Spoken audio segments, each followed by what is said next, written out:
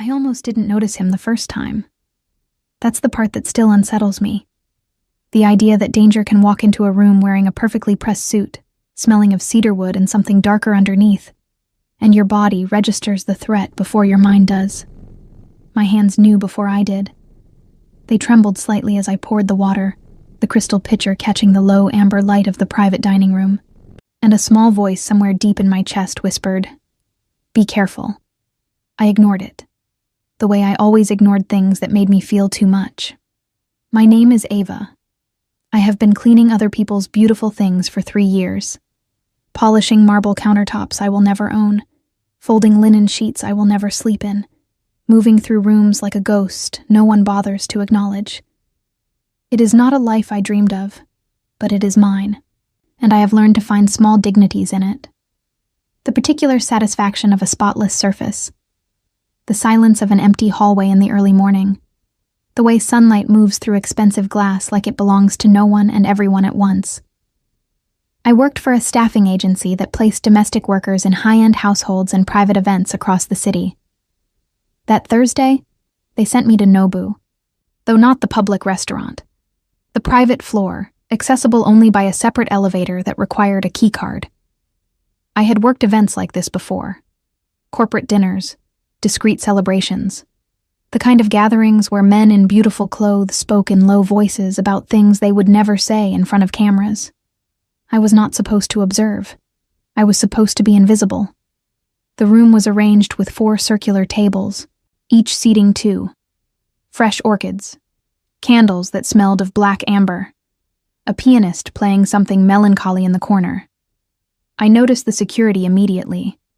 2 men near the entrance who were too still, too alert, their eyes moving in patterns rather than wandering the way ordinary people's eyes do.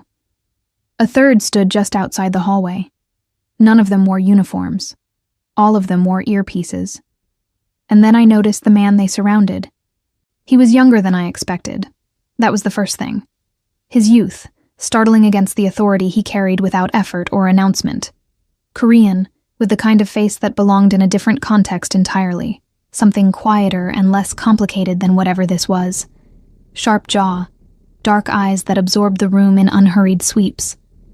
Black suit, perfectly fitted, the collar of his white shirt open at the throat. And there, climbing from beneath the fabric, curling up his neck in elaborate dark ink, tattoos that told a different story than the elegance of everything else about him. His name, I would learn later, was Youngjae. But that night, I did not know his name. I only knew the way the room shifted when he moved through it. The way other people, the other guests, the staff who had been here longer than me, became slightly more careful in his presence. The pianist, without any visible signal, transitioned to something softer. The man near the door straightened almost imperceptibly. I kept my eyes down. This was a skill I had spent years perfecting. The evening's arrangement became clear as the guests arrived. 4 women, each escorted to a separate table.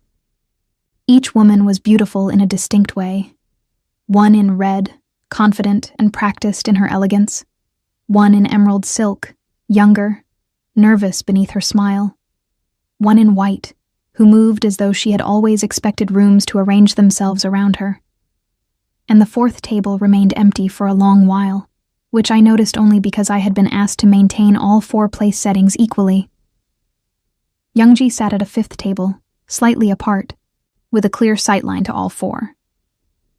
Beside his plate rested a glass of water he barely touched, and a small leather folio I was instructed never to approach.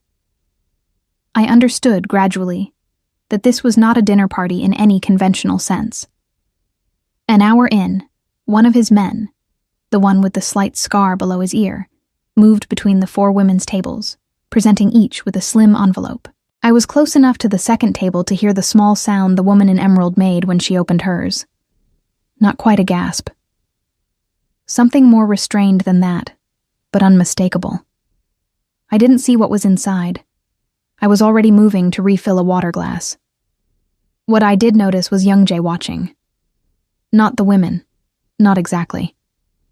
He was watching their reactions. His expression gave away nothing, but his attention was total, the way a very still body of water contains enormous depth. One finger rested lightly against his jaw. He did not smile. He only watched. The woman in red laughed and said something in a low voice to the man who had delivered her envelope. The woman in white examined her envelope's contents with the practiced neutrality of someone who has received expensive gifts before and knows how to appear appropriately unsurprised. The young woman in emerald pressed her lips together and stared at the table. By the time the dinner concluded and the guests began departing, I had nearly forgotten the evening's strangeness. I was focused on clearing the orchid centerpiece from the first table when I heard a sound that did not belong. A small, sharp impact. Glass on marble. I turned without thinking. The crystal water glass I had set at the empty fourth table, the one that had never been occupied, had tipped. A slow spread of water moved across the white linen. I reached for it quickly, pressing my service cloth to the tablecloth, and in doing so I stepped back and collided, solidly, with something behind me. Not something. Someone. The impact was enough to send the small leather folio I had been warned never to approach skidding from the edge of a nearby stand, scattering its contents across the floor. Several envelopes. A single black card, matte and heavy, unlike anything I had ever held. I dropped to my knees immediately, gathering everything with shaking hands. I'm so sorry. I'm so sorry I didn't see. The room had gone very quiet. I looked up. Young Jay stood above me. Close. Closer than I had ever been to someone who carried this particular quality of danger, and I understood in that moment that danger did not always announce itself with raised voices or visible weapons. Sometimes it arrived in perfect stillness, in the measured way a man looked down at you from a great height, not in physical stature, though he was tall, but in some other dimension entirely, one that had nothing to do with furniture or floors. His dark eyes moved from my face to the scattered envelopes to the black card now in my hand. I had not meant to pick it up. My fingers had acted on instinct, gathering everything within reach. "Stand up," he said. His voice was low, unhurried, accented in a way that made each word feel chosen rather than automatic. I stood. The card was still in my hand. I held it out to him immediately, my arm steady through sheer willpower, because everything else inside me was not. He did not take it right away. He looked at me for a long moment, the kind of look that does not catalog appearance but catalogs something else, something I did not have a name for. Then his gaze moved to the card, then back to my face. "What is your name?" he asked. "Ava," I said. "I work for the agency. I'm very sorry about the folio. Nothing is damaged. I made sure—" "Ava." He repeated it as though testing its weight. Not unkindly. Not warmly either. Simply as a fact being filed somewhere. He took the card from my hand. His fingers brushed mine for less than a second. The contact was nothing. It was the most ordinary thing in the world. And yet I felt it travel up my arm and settle somewhere near my sternum, strange and unwelcome. "The glass," he said. "I'll replace the linen immediately." "No." He glanced at the overturned glass, then back at me. "The fourth table was supposed to remain untouched. Who told you to set it?" I blinked. "The event coordinator. She said 4 tables, 4 full settings." Something shifted in his expression. Not anger. Something more internal than that. He opened the leather folio, glanced inside, and closed it with the quiet precision of someone accustomed to controlling whatever reaction they allowed themselves. Then he looked at me again. "Go home," he said. "The agency will receive your payment." He turned away before I could respond. His security moved with him, the 3 men reshaping themselves around his trajectory, as naturally as water moving around stone. Within moments, the room contained only the pianist, now silent, the remaining staff, and me, standing beside a wet tablecloth with the distinct sensation that something had just begun that I did not yet have the vocabulary to describe. I gathered my things. I signed out at the coordinator's station. I took the elevator down to the ground floor and stepped into the cold night air and stood on the sidewalk for a moment, breathing. My phone buzzed in my coat pocket. An unknown number, a message containing only 3 lines. Tomorrow. 9 a.m., 14 Harwick Place. Come alone. The city noise continued around me. Taxis, voices, the distant percussion of a city that did not stop for anyone. I read the message 3 times. My thumb hovered over the screen. I should have deleted it. I didn't. 14. Harwick Place was not what I expected. I had spent the night constructing versions of it in my mind. A warehouse, perhaps, or one of those glass towers downtown where certain kinds of men conducted certain kinds of business behind frosted doors and unmarked lobbies. What I found instead, at precisely 9 in the morning, was a townhouse on a quiet, tree-lined street where the buildings were old and well-maintained, and the silence had a particular quality. The kind that comes not from emptiness, but from careful arrangement. Someone had ensured this street remained calm. The absence of noise here felt intentional. I stood on the pavement for longer than I should have. My coat was my good one. Charcoal wool, slightly worn at the left cuff. And I had told myself that morning, while dressing, that I was only going to decline in person. That it was safer to say no face to face than to ignore a message from a man surrounded by armed security. That this was practical reasoning, not something else. I was lying to myself, but I was doing it very neatly. A man appeared at the top of the townhouse steps before I reached them. Not young Jay, one of the security team, the one with the scar below his ear. He said nothing, only held the door open, and something about the gesture, its absolute lack of warmth, its complete efficiency, told me that arguing with it would accomplish nothing. I went inside. The interior was the opposite of the event space from the previous night, where Nobu's private floor had been theatrical. Orchids, candlelight, calculated atmosphere. This was spare. Expensive in the way that required no announcement. Dark wood floors, high ceilings. A painting on the far wall that I recognized, distantly, as the kind of work that belonged in institutions rather than homes. The air smelled of coffee and, underneath it, that same cedarwood darkness I had registered the night before, and then spent several hours trying not to think about. I was shown to a sitting room off the main hallway. The man with the scar left without speaking. I sat. I waited 11 minutes. I know because I watched the clock on my phone with the particular attention of someone who needs an anchor, and counting seconds was the only anchor available to me. Then young Jay came in. He was less formally dressed than the night before.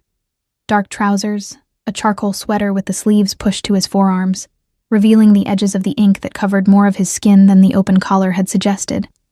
He carried 2 cups of coffee and set one in front of me without asking whether I wanted it. He sat across from me, and for a moment he simply looked at me with those dark, unhurried eyes. And I had the unnerving sense that he had already decided several things before entering the room. "You're wondering why you're here," he said. "Yes. And you came anyway." It wasn't a question, but it felt like one. Or rather, it felt like an observation that contained a question inside it, the way certain boxes have hidden compartments. I wrapped both hands around the coffee cup to give them something to do. "You didn't seem like someone it was wise to ignore," I said. The corner of his mouth moved. Not quite a smile. Something more controlled than that. "Last night," he said, "there were 4 women at 4 tables. Each received an envelope containing a credit card. No limit. No oversight. Linked to an account that will not be traced back to anything they need to concern themselves with." He paused. "They were given 2 weeks. I looked at him. 2 weeks to do what? To spend it. However they chose. He turned his coffee cup once in his hand, a small, precise rotation. I needed to understand something about each of them. The room was quiet. Outside, a car passed on the street and was absorbed back into the deliberate silence of the neighborhood. "I don't understand what this has to do with me," I said. I'm not one of those women. I work for a staffing agency. I poured water and cleared centerpieces. You knocked over a glass, he said, and in gathering what fell, you picked up the 5th card. I stared at him. He reached into the inner pocket of his jacket, which he wore despite the sweater, which I realized meant he was never truly without it, and placed something on the low table between us. A card. Matte black. No name, no number visible on the surface. Heavier than a normal card looked like it should be. My card. The one I had accidentally held for 30 seconds on a marble floor. I don't want that, I said, and I was proud of how level my voice came out. You haven't heard the terms. I don't need to. I'm a housekeeper. Whatever this is, I'm not the right person for it. He regarded me with an expression I could not fully read, and that inability unsettled me more than a readable expression would have. A man who lets you see his reactions is a man who has decided you are not a threat. A man whose face reveals only what he chooses to reveal is something else entirely. The women I selected, he said carefully, were chosen because they exist in a particular proximity to my world. Each of them has a connection I needed to examine. What a person purchases when given unlimited resources and zero accountability tells me more than any conversation could. He glanced at the card on the table. You were not selected. What happened was an accident. But I am someone who pays attention to accidents. Why? Because accidents reveal what arrangements conceal. He leaned back slightly. You held that card for 30 seconds. You gathered everything else first. The envelopes, the folio, and that card was the last thing you picked up. When you offered it back, your arm was steady. Most people in that position are not steady. I said nothing. I didn't know what to say. I want to add a 5th participant, he said. You would have the same card, the same 2 weeks, the same complete freedom to spend as you choose. At the end, I want to know one thing: what you bought and why. The coffee in front of me had stopped steaming. I looked at it. And if I say no? I asked. Then you leave. The agency receives a bonus for last night's event. You go back to your life. He said it without inflection, which somehow made it worse. Not a threat, simply a statement of what the world would look like in that direction. What happens to the women? I asked, after the 2 weeks. Something moved behind his eyes. That depends on what they choose. It was not, I noticed, an answer. I looked at the card on the table. Matte black, catching no light, giving nothing back. I thought about my apartment. The radiator that worked only when it wanted to. The leak above the bathroom window I had reported 3 times. The stack of bills on the kitchen counter that I shuffled like a card game I could never win. I thought about my mother's voice on the phone last Sunday, carefully not asking whether I was managing. I thought about the 11 minutes I had sat in this room waiting, and how I had not left. 2 weeks, I said. 2 weeks. And this is, what, a test of character? It is a test of nature, he said. Character can be performed, nature cannot. I reached out and picked up the card. It was heavier than it looked. I turned it once in my fingers, the way he had turned his coffee cup, and I set it in my coat pocket and picked up my coffee because suddenly I needed something warm and ordinary. He watched me do all of this. He watched the way people watch things they are genuinely interested in, but have trained themselves not to reach toward. You'll have questions, he said. I have about 40 of them right now. Save them. He stood, which signaled that the meeting was over in the way that only certain men can signal such things. Not rudely, but with a finality that the room itself seemed to recognize. You have my number. I have a number, I said. I don't know that it's yours. He looked at me, and this time the corner of his mouth moved in a way that was slightly more than before, slightly less controlled, and it was gone so quickly I almost doubted it. It's mine, he said. The man with the scar appeared at the doorway. I did not hear him approach, which meant he had been very close for some time. and I was shown back through the dark floored hallway, past the painting that belonged in a museum, and out into the cold morning air of a street that had been arranged to stay quiet. I walked to the corner before I stopped. The card was a solid weight in my pocket. I pressed my palm flat against my coat, feeling it through the wool, and stood there while a woman walked past with a small dog and a delivery truck rumbled by, and the city continued its indifferent motion. 2 weeks. I had no idea what I was going to do with an unlimited credit card. That was the honest truth. I had spent so long calculating every purchase, weighing every small expenditure against every other small expenditure, that the concept of no limit produced something close to vertigo. It was like being told the ground had been removed, not dangerously, simply structurally. The thing I had always used to orient myself was gone. I took the bus home. I sat with the card in my pocket, and my hands folded in my lap, and my eyes on the middle distance, and I thought about what Young Jay had said. Nature cannot be performed. I thought about the woman in red, who had laughed. The woman in white, whose expression had not changed. The young woman in emerald who had pressed her lips together and stared at the table, as though the envelope contained something that required grieving. I wondered what they were buying. That night, I cleaned my apartment. Really cleaned it, the way I cleaned other people's spaces, with attention and care. And I sat at my kitchen table with the black card in front of me, and a notepad and a pen. I wrote at the top of the page, "What do I actually need?" Then I sat there for a long time. The radiator clicked and hissed. The window above the bathroom let in a thin draft I had learned to ignore. The stack of bills sat at the edge of my vision, patient and immovable. I wrote one thing below the question. Then I put the pen down and looked at it for a long while. Then I picked up my phone, because there was a call I'd been putting off for 6 weeks, and some decisions, once you see them clearly, cannot wait any longer. The line rang twice before she picked up. "Mom," I said, "I need to ask you something." Outside, the city went on without me, and in my pocket, transferred now to the table, then back to my hand, the matte black card sat in my palm like an answer to a question I hadn't known I'd been asking. I didn't feel powerful, holding it. I felt, for the first time in a very long time, like I was about to find out what I was actually made of. The first thing I bought was a plane ticket. Not for me, for my mother, who had not left the town she was born in for 11 years, who worked double shifts at a laundromat 4 days a week and spent the remaining 3 caring for my grandmother, whose memory had been quietly retreating for the past 2 years, like a tide going out.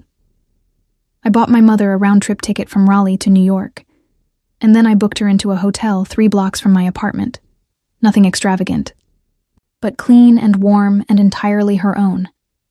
And I paid 3 months of a professional caregiver's salary to arrange coverage for my grandmother while she was away. It took me 4 hours to do all of this. I sat at my kitchen table with my laptop and the black card, and I moved through each transaction with the careful deliberateness of someone dismantling something fragile, because that is what it felt like. Dismantling the architecture of worry I had built around my family over years, piece by careful piece. When it was done, I sat back in my chair, and the kitchen was very quiet, and I noticed my face was wet. I hadn't realized I was crying. I wiped my face with the back of my hand and looked at the ceiling and thought, this is what relief feels like when you have not felt it in so long you forgot the texture of it. Then I made a list of everything else. My grandmother's specialist visits had a gap, a particular assessment her primary doctor had recommended for 18 months that the insurance kept finding reasons to delay. I scheduled it, and I paid it, and I sat on the phone for 40 minutes navigating the administrative maze of it with a patience I could afford, because for the first time the obstacle was not money, but only bureaucracy, which is exhausting but survivable. I paid off the remaining balance on my mother's car. I bought a new radiator part. Not the whole unit, just the component a repairman had told me 2 years ago would fix the problem. The one I had written down and never purchased because the timing was never right. I ordered it online and scheduled an installation. I did not buy anything for myself for the first 5 days. This was not a conscious decision exactly. Or rather, It was the kind of decision that hides inside instinct, that wears the clothing of habit. I had spent so long placing myself last in every calculation that the pattern continued, even when the mathematics had changed entirely. On the 6th day, I received a message. Not from the unknown number. From the agency. A new placement. A private residence. The kind of job that came with an address in a part of the city where doormen wore uniforms, and the lobbies smelled of fresh flowers replaced daily. I almost declined. But the rent was not going to pause for my strange 2-week interlude, and the card in my pocket was not mine to keep, and I had not entirely lost my grip on that particular reality. The address was in the Harwick district, 3 streets from the townhouse with dark floors and a painting that belonged in a museum. I noticed this and told myself it meant nothing. The residence was a penthouse, the kind that occupies an entire floor and refers to its rooms by their orientations. The north sitting room, the east study, as though the compass is a reasonable way to navigate one's home. I was there to deep clean ahead of a private dinner the following evening. The usual protocol. No personal items disturbed, no closed doors opened, work within the agreed areas, be finished and gone before 4. I was cleaning the kitchen. Extraordinary kitchen. The kind designed more for the statement of having it than for regular use. Though someone had been using it, there were marks of genuine habitation. When I heard the elevator. In a residence like that, the elevator opened directly into the entry hall. I heard the doors, and then footsteps, and then a voice I recognized with a physical response that moved through me before I could intercept it. A tightening across the shoulders, a new alertness in the room, as though the air itself recalibrated. I set down the cloth I was holding. Young Jay appeared in the kitchen doorway. He stopped when he saw me. Something crossed his face, quickly, replaced almost instantly by his usual contained expression. But I had been watching people long enough to catch what moved beneath the surface of composed faces. And what I saw was surprise. Genuine surprise, which meant this was not arranged, which meant the universe had a particular sense of humor I was not entirely prepared for. Behind him, partially visible in the hallway, one of his security team waited with the practiced invisibility of people paid to be present, but not noticed. "You work for the Hartley Agency," he said. It was not a question. "Yes." He looked at me for a moment, then he stepped into the kitchen, not toward me, but to the counter along the far wall, where he opened a cabinet with the ease of someone entirely at home. Which, I understood slowly, he was. This was his residence. He filled a glass of water and stood with it, and looked at me with an expression I was beginning to recognize as his thinking face. Still, unhurried, internal. "You could have told them you were unavailable," he said. "I didn't know this was your home until I arrived. And now that you know." "Now I know," I said carefully, "and I have 2 more hours of work before I'm finished." Something shifted in his expression, not the almost smile, something quieter than that. He set down his water glass and looked at the kitchen with the slightly abstracted gaze of a man reassessing a situation he thought he had already assessed. "How are you finding it?" he asked. "The 2 weeks." I considered the question. "Disorienting," I said honestly. "In what way?" "I keep waiting for the limit," I said. "Every time I make a purchase, some part of me expects the card to be declined, expects to hit the wall, and then it isn't there. And it's..." I stopped. "Disorienting," I said again, because the word was accurate even if it was insufficient. He watched me with that quality of attention that made me feel simultaneously examined and, strangely, seen in a way that had nothing to do with scrutiny. "What have you bought?" he asked. The question was quiet, conversational in its surface, but I had learned in 6 days that Youngji's conversational surfaces were like that painting in the hallway, more layers underneath than the front revealed. "That's for the end of the 2 weeks," I said. His eyes moved over my face. "Yes," he said, "it is." He picked up his water glass and left the kitchen. I heard him move through the east study, and then a door closed somewhere distant in the apartment, and I stood beside the extraordinary counter in the extraordinary kitchen and pressed both palms flat against the cool surface and took several careful breaths. I finished my work in 2 hours and 7 minutes. On my way out, I passed the entry hall, and on the console table near the elevator, I noticed something that had not been there when I arrived. A small paper bag, the kind from a bakery. On it, a single word written in a handwriting that was precise and slightly angular. Ava.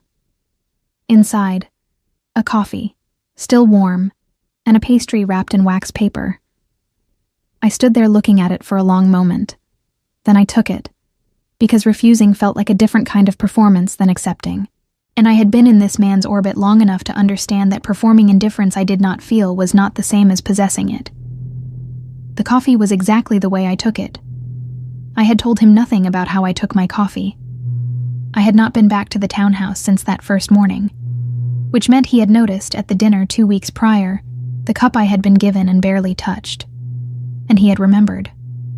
A man who notices what you take in your coffee and files it away for later is either very considerate or very deliberate, and I was not yet certain which of those things was more unsettling. The second week moved differently than the first.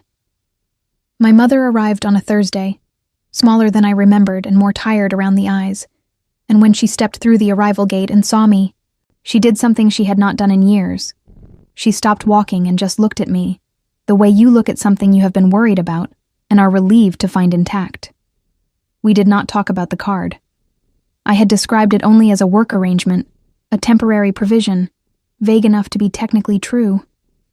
What I told her instead was, "You are here, and there is nothing to manage this week, and we are going to simply be in the same place for a few days." We walked in the park. We found a restaurant she liked, nothing expensive. She was suspicious of expensive. She ordered the soup and was delighted by it.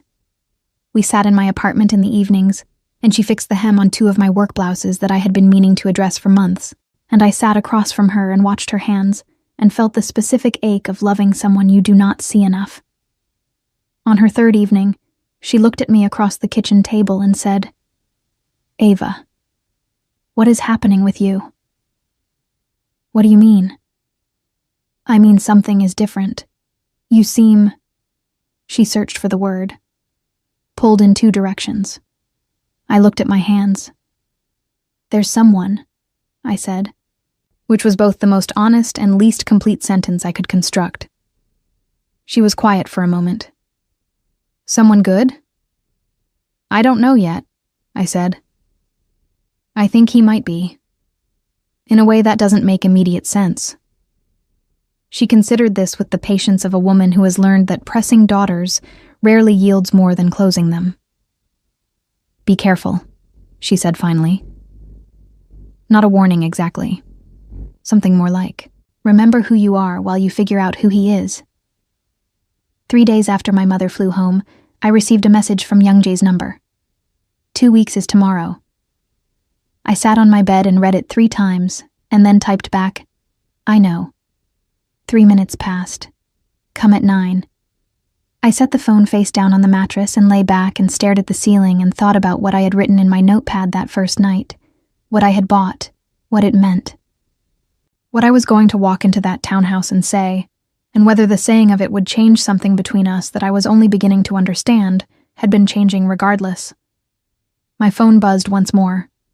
This time it wasn't a message. It was a photograph. Taken, I realized after a disoriented moment, from a car on a street I recognized. My street. My building's entrance, visible in the background. No message attached. No explanation. Just the image, and the understanding it carried. That he had been there, outside, in a car I had not noticed, watching the building the way people watch things they are not ready to approach directly. I pressed the phone to my chest, and lay in the dark and thought, this man is dangerous in every way I already knew, and in at least one way I didn't. The ceiling told me nothing useful. Morning was 9 hours away. I did not sleep well. The kind of sleeplessness that is not about insomnia, but about a mind that refuses to stop moving, turning things over the way hands turn stones on a riverbed, examining the underneath, replacing, turning the next one. I lay in the dark and thought about the photograph, about a black car on my street, idling in the cold, containing a man who controlled rooms without raising his voice, and remembered how strangers took their coffee, and had sent me a picture of my own building with no explanation attached, as though the explanation was the photograph itself. I thought about what that meant.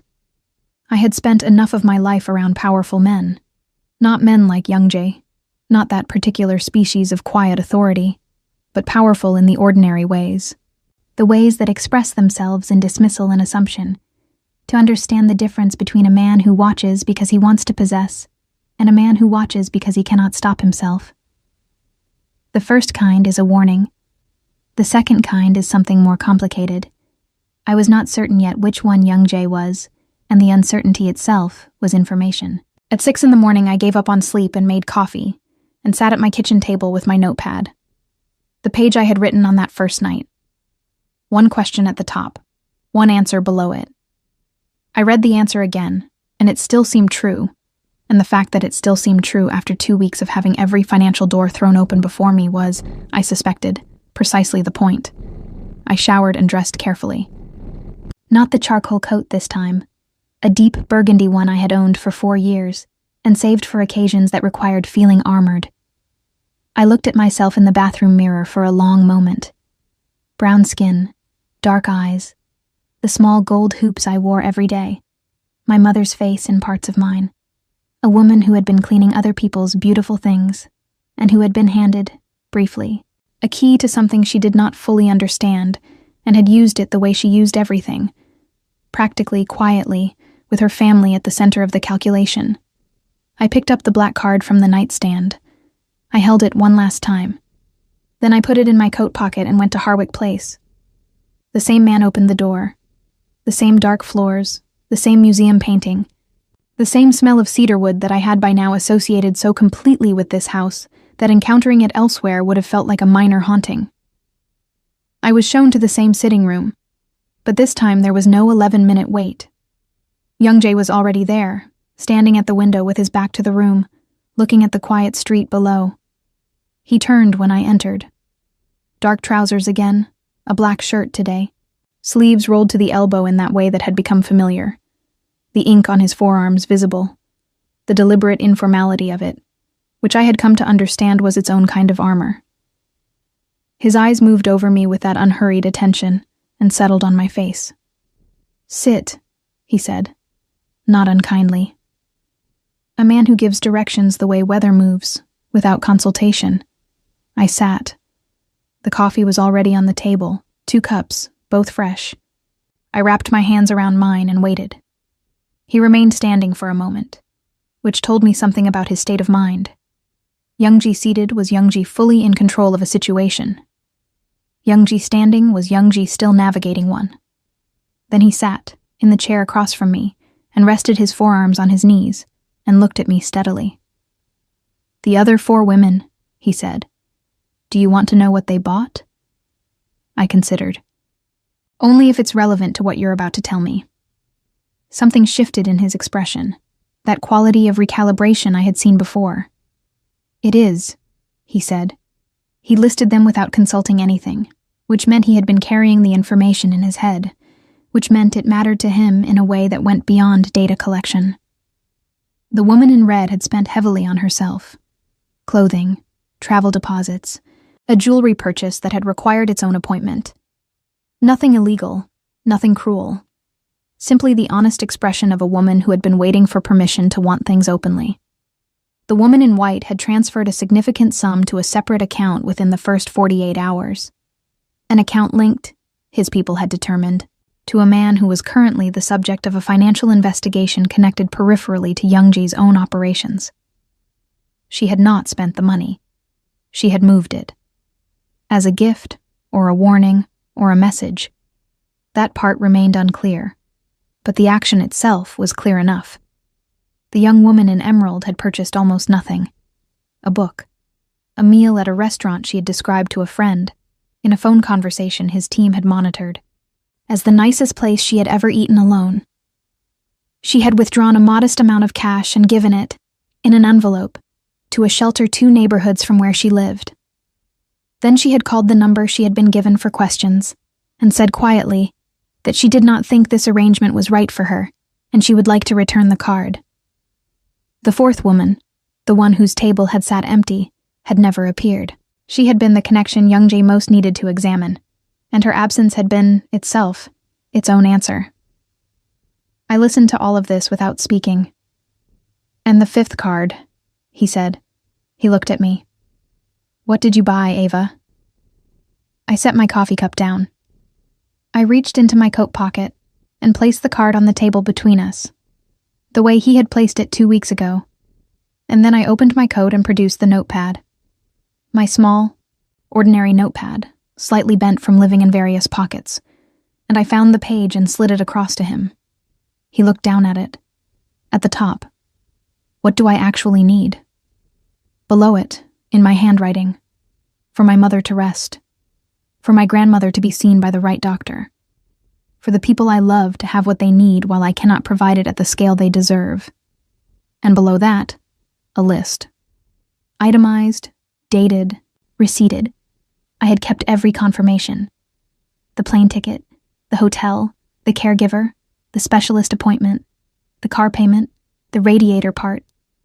A winter coat for my grandmother because she had mentioned being cold, and I had remembered it for 2 months before I had the means to act. At the bottom of the list, one final item, dated 4 days ago. One dinner. For my mother and me. At the restaurant she chose. Soup, she said, was the best she'd ever had. $34 including tip. Young Jay read the page. He read it slowly, the way he did everything, without rushing, giving each thing its full weight. His expression did not perform anything. It simply changed, the way light changes when a cloud shifts, something opening in it that had been closed before. He set the notepad down. The room was very quiet. "The card still has its limit," he said. "You spent less than 1% of what was available." "I spent what was needed," I said. "There's a difference." He looked at me for a long moment. Then he said, "The woman in white. Her connection to that account puts her in proximity to people who have been working against my organization for 8 months. She will be managed." He said it the way he said most things, quietly, without drama. And I understood that managed covered a range of possibilities I did not need specified. "The woman in red, I have no grievance with. She is honest about what she wants. That is worth something." He paused. The young woman in emerald returned her card. "You mentioned." "I'm going to make sure she's looked after," he said. "She doesn't know that yet."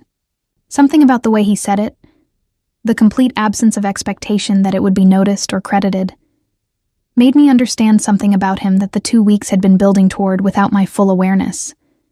He was not a simple man.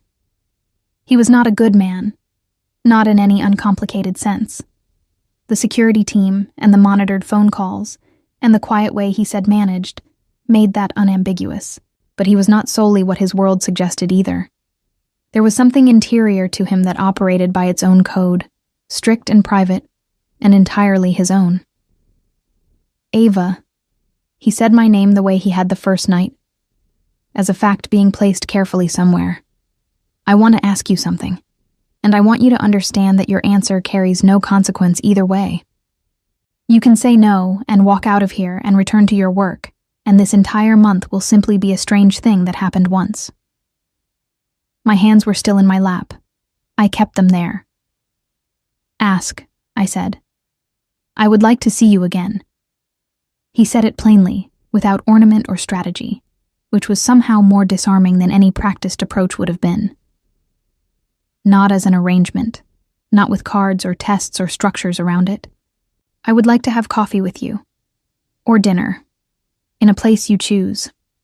The room absorbed the sentence. I looked at him. At the dark eyes that were watching me with an attention that was nothing like calculation now, that had shed whatever professional distance it maintained in other contexts, leaving something more unguarded underneath. At the ink climbing his throat, which I had stopped seeing as decoration, and started seeing as the record of a life lived at the extreme edges of things. At the hands resting on his knees, still contained, and the effort that containment represented. "You had someone watching my building," I said. He did not look away. "Yes, Why? A pause. Longer than his usual pauses. Because I wanted to know you were safe, he said, and I had not yet found a way to ask that was appropriate. That is not an appropriate way either, I said. No, he agreed. It isn't. The honesty of it, uncalculated, unhidden, did something to the architecture of my resistance that I had not anticipated. I had prepared for deflection, for the smooth redirection of a man accustomed to managing other people's perceptions. I had not prepared for him to simply agree that he had overstepped and wait, without defense, for whatever I decided to do with that. You're dangerous, I said.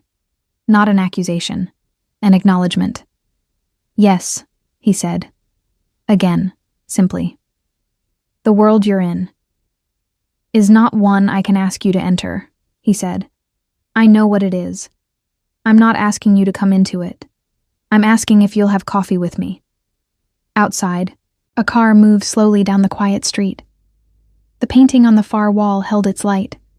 The security man was somewhere in the building, present and invisible, and the city continued beyond the window.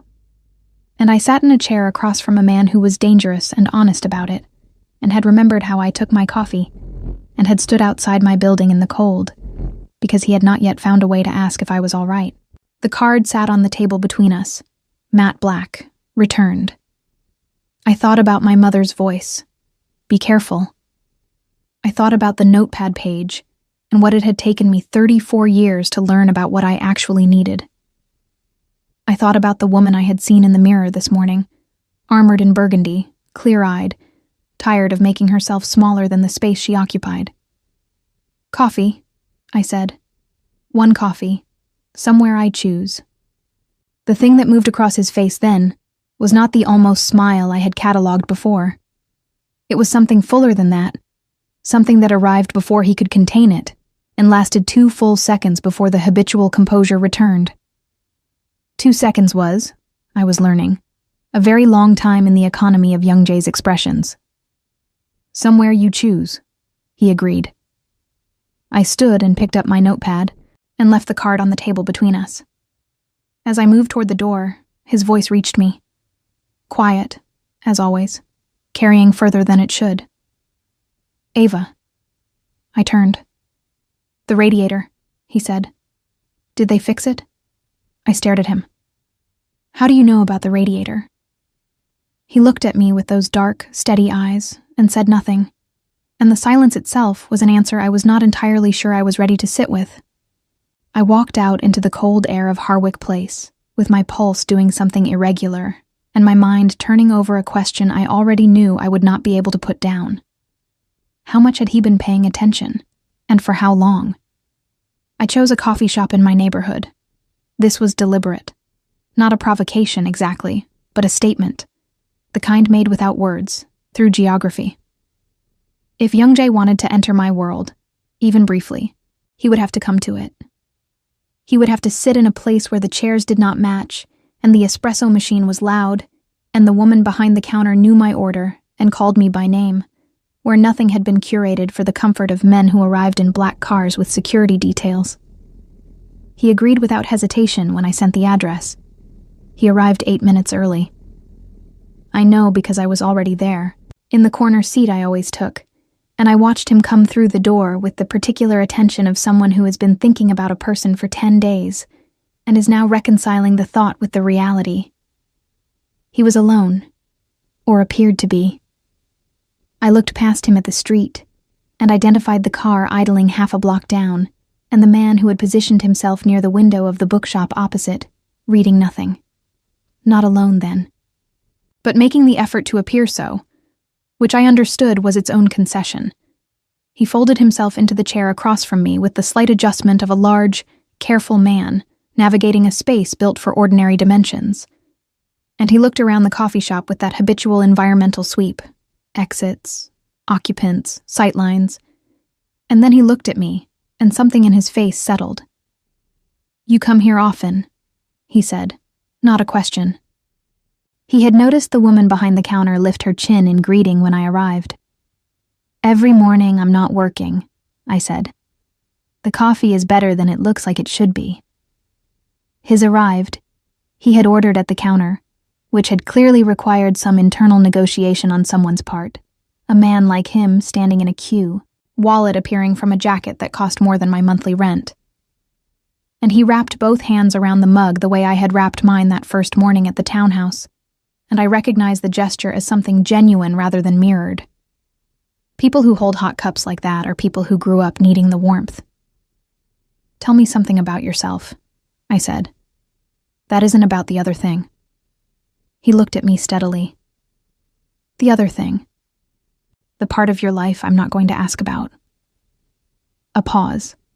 Then, "I grew up in Incheon. My mother made doenjang jjigae every Sunday morning, which is a fermented soybean paste stew, and the smell of it still does something to me I cannot fully explain." He said it carefully, the way people say things they rarely say. "She died when I was 19. The Sunday morning smell has been difficult to encounter since then." The coffee shop was warm and slightly too loud, and the espresso machine hissed behind us. "I'm sorry," I said. "It was a long time ago." He turned his mug once. "What about you?" "My mother is alive," I said. "You've essentially already met her, through the card." Something moved in his expression, recognition, and beneath it, something that might have been moved, though he would not have named it that. "She came to visit." "She did. We had soup." I looked at him. "I want to ask you something, and I want you to answer me honestly." "I'll try," he said, which was more honest than of course would have been. "The radiator. My building. How long had you been paying attention before that dinner at Nobu?" He held my gaze without flinching. "The agency your staffing company contracts through has been on my radar for 14 months. You appeared in their records 8 months ago, when you took on a placement at a property connected to someone I was monitoring." He paused. "You were not the subject of interest. You were simply present in information I was already reviewing. But you noticed me." "I notice everything," he said. "It is a professional habit I cannot turn off. A beat. With most things. And with me?" He looked at me for a long moment. "With you," he said carefully. "It became something other than professional some time ago. I am aware that this is not a simple thing to hear. It wasn't. I sat with it, the way you sit with something heavy. Not because you mean to keep it, but because putting it down requires more than a single movement. The woman in white," I said, "the one who moved the money. Is she safe?" "She is being managed carefully," he said, which I understood meant she was being removed from proximity to the situation rather than anything more permanent. I chose to understand it this way, because the alternative was a door I was not yet prepared to fully open. She made a choice with full awareness. The consequences are proportional. "And the girl in emerald?" His expression shifted into something quieter. "She received an envelope last week, anonymous, enough to cover 6 months of her rent and her sister's tuition." He looked at his coffee. "She has nothing to do with any of this. She was invited by mistake, through a connection that turned out to be less relevant than I thought. She deserved to leave clean." I looked at him. "You did that already, before today." "Yes, without telling me." "You weren't owed the information," he said. "I didn't do it for your knowledge of it." This was, I was learning, how he operated. Not for observation or credit, but according to an internal ledger whose accounting was entirely his own. It did not make him uncomplicated. It made him a specific kind of complicated, the kind that takes time to read and longer to trust. We stayed in that coffee shop for 2 hours. He told me about Incheon's harbor, how the light sits on the water there in a way that is distinct from any other water he has encountered since. I told him about my grandmother's voice when she is fully present, clear and sharp and full of an opinions, and how those moments are becoming rarer and more precious in direct proportion to their rarity. He told me, briefly and without details, that he had built what he built because it was the only structure available to him at 19, grieving and alone in a city that had no use for grief. I told him that I had been invisible for so long that being seen clearly, by anyone, still produced a reflex to step back into shadow. He listened to this last part with particular attention. "Don't," he said. Just that. Not an instruction exactly. Something quieter. A preference. Almost a request. Don't step back. Outside, the city moved through its ordinary morning, and the man by the bookshop turned pages he wasn't reading, and the car idled half a block down, and none of this was simple or clean, or without its complications. I knew what Young Jay was. I knew the weight of the world that moved around him, the shadow it cast, the way proximity to it changed the temperature of ordinary life. My mother's voice. Be careful. My own voice. From that first night. What do I actually need? What I needed had never been safety in the abstract. What I needed was to stop arranging myself around other people's comfort and disappearing into the arrangement.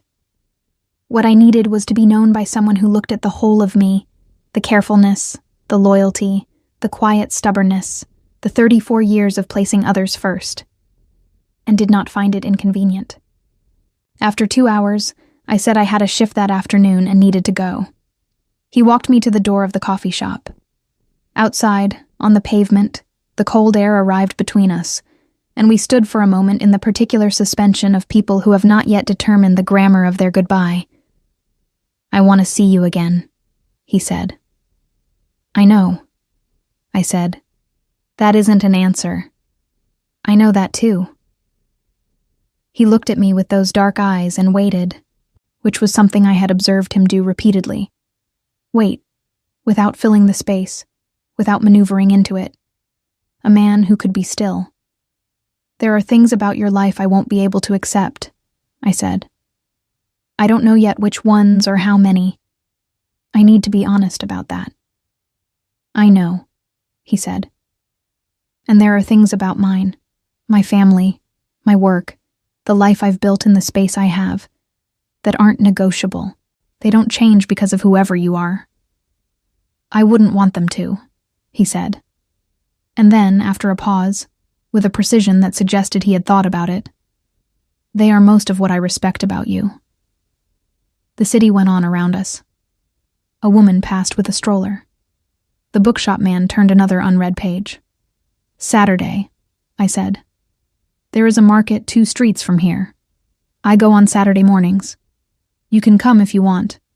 Something happened in his face. Full and unguarded, arriving before the composure could intercept it, lasting longer this time than 2 seconds.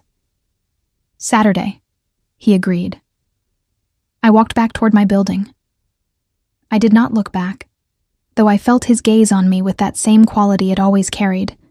Total, unhurried, the attention of a man who has filed you somewhere important and does not intend to lose track of you. At the corner I stopped, because something had occurred to me. I turned. He was still there, on the pavement outside the coffee shop, watching me with his hands in his jacket pockets and the cold air around him and the quiet street behind him, exactly as still as he always was, as though the city moved and he simply remained. I thought about a matte black card, heavier than it looked. A notepad page. Soup at $34, including tip. A photograph of my building sent in the dark by a man who did not yet have appropriate language for concern. A radiator, finally fixed. My mother's hands, hemming my blouses in a warm kitchen. I thought about the woman I had seen in the mirror, armored, clear-eyed, done with disappearing. I raised one hand. A small gesture, an acknowledgement. He raised one in return, equally small, equally precise. Then I turned the corner and walked home through the cold morning, and I was not the same woman who had stood on a pavement 10 days ago, reading 3 lines from an unknown number. I knew this not because anything dramatic had shifted, but because of something far quieter. Because for the first time in longer than I could honestly account for, I was walking toward my own life instead of maintaining someone else's, and the difference felt exactly like what it was. Like finally, after years of moving through rooms like a ghost, taking up the space that had always been mine to take. The city held me in its ordinary noise. Somewhere behind me, a black car pulled slowly away from the curb. And somewhere ahead, a Saturday was coming. A market, 2 streets from my building, where nothing was arranged and nothing was tested, and 2 people would simply be in the same place at the same time, choosing it. That was enough. I was learning exactly enough.